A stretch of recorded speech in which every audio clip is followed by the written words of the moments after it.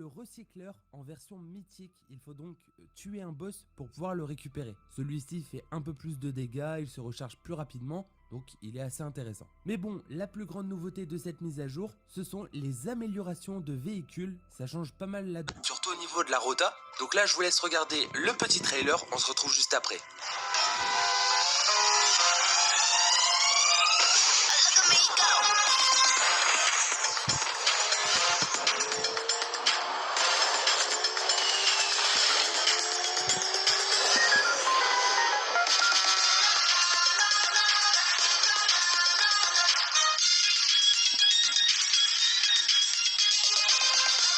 Ok les mecs, donc vous l'avez vu dans le trailer, on peut maintenant trouver des pneus, c'est un nouvel objet disponible dans le Battle Royale, et lorsque vous lancez ces pneus sur un véhicule, ça va totalement améliorer ce véhicule et ça va le transformer en 4x4. Du coup vous pouvez vous balader dans n'importe quel type de terrain à une grande vitesse, ce qui est vraiment pas mal. Vous pouvez même escalader les collines sans tomber, enfin bref, c'est intéressant, dites-moi ce que vous en pensez. D'ailleurs à Pleasant Park je crois, et peut-être dans d'autres villes, pour l'instant je l'ai pas encore vu, il y a des nouveaux garages qui sont arrivés pour remplacer certaines stations-service. Du coup dans ces garages vous retrouverez un peu plus de pièces mécaniques, etc.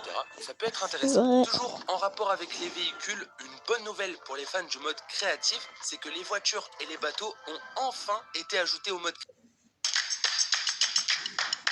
ça c'est cool ça.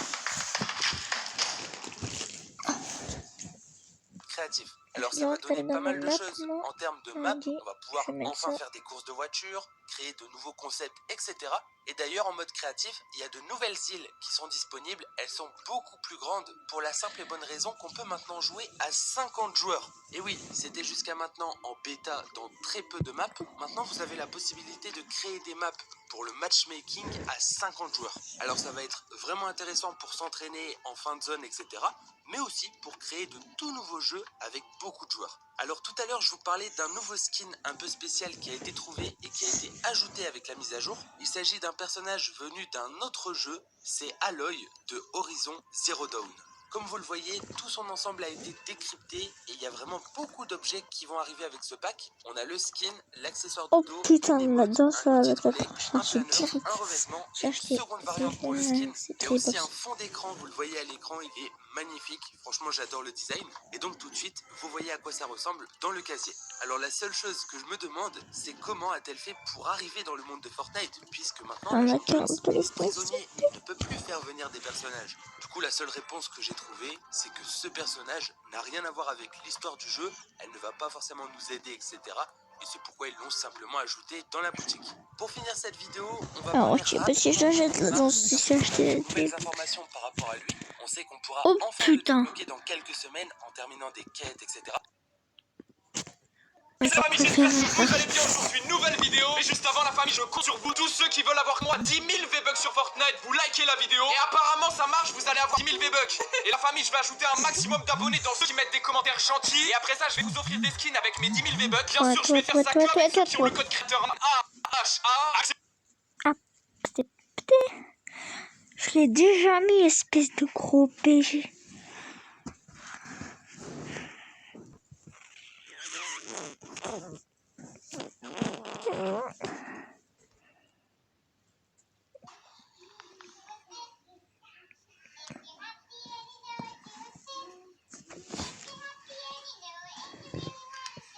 Je touche à rien.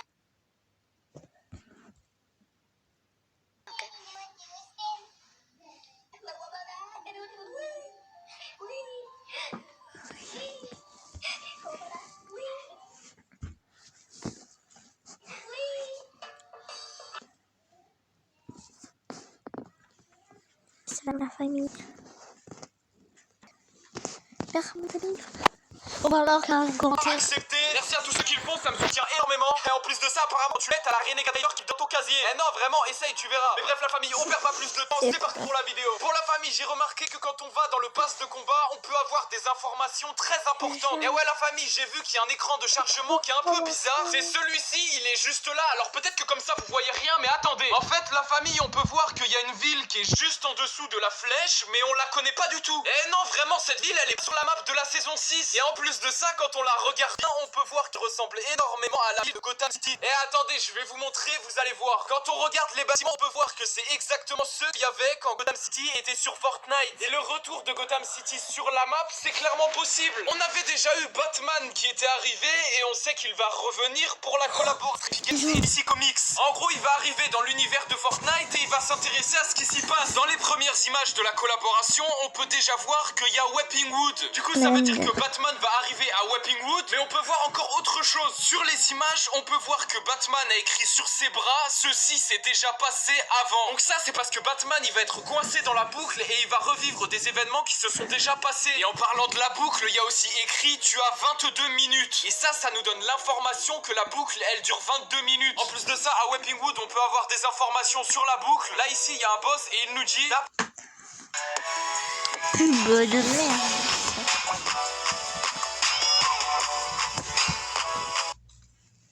Pub de chez Wish. Twitch, je l'ai.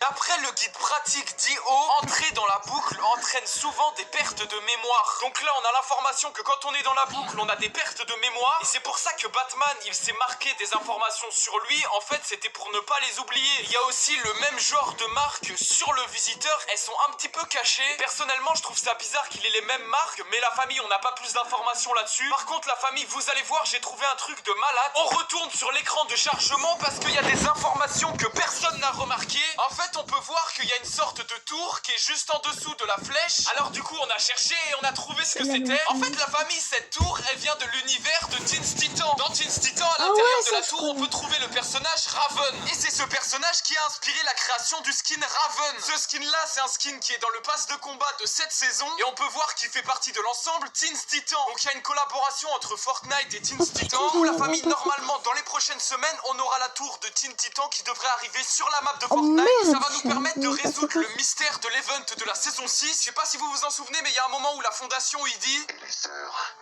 je peux vous les trouver. Du coup, il parle de trouver les sœurs et j'ai remarqué qu'il y avait personne qui savait ce que c'était. Je crois que je suis le seul youtubeur à avoir trouvé. En fait, c'est tout simplement des personnages de Teen Titan. Les sœurs, en fait, c'est des personnages qui ont la capacité de voyager entre les dimensions dans la galaxie. Alors du coup, voilà, c'est ma théorie. J'ai vu personne d'autre en parler sur YouTube. Les sœurs que la fondation parle, à mon avis, c'est les sœurs de Teen Titan. Et d'ailleurs, la famille, il y a un boss Teen Titan sur la map de Fortnite. Et quand on va lui parler, il nous dit quelque chose de très flippant. Ce boss, la famille, c'est le boss Raven. Et il nous dit, c'est la première fois que je vous vois sur cette ligne temporelle en tout cas. Attends, comment ça c'est la première fois que je vous vois sur cette ligne temporelle? Ça, la famille, ça veut dire que Raven, elle peut voyager dans le temps. Et comme je vous l'ai dit, elles peuvent aussi voyager dans la galaxie. Et nous aussi, la famille, on avait voyagé dans la galaxie pendant l'event de Galactus. Et pendant cet event, on avait pu voir certaines planètes de Fortnite. Alors déjà, il y a la planète sur laquelle on est actuellement. On voit qu'elle est tout en haut, il n'y a rien de particulier. Mais à côté, la famille, j'ai remarqué qu'il y a une planète complètement détruite. Et du coup, j'ai fait ma propre théorie là-dessus. Je crois que je suis le seul à en avoir parlé. À mon avis, ça c'est la planète du chapitre 1 de Fortnite qui a été complètement détruite. Du coup...